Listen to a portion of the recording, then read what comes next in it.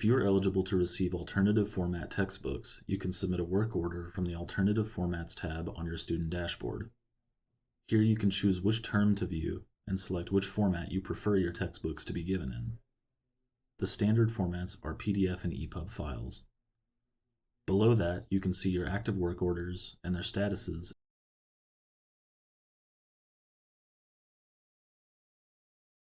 Before submitting your textbook work orders, please read the general information about the alternative format acquisition process. Below that is the section through which you will submit a new work order.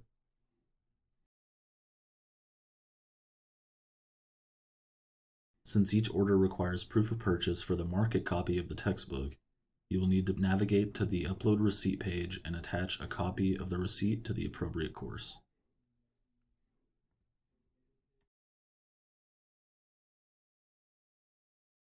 If you have any questions, please email the SAR Center at sarcenter@uta.edu or call 817-272-3364.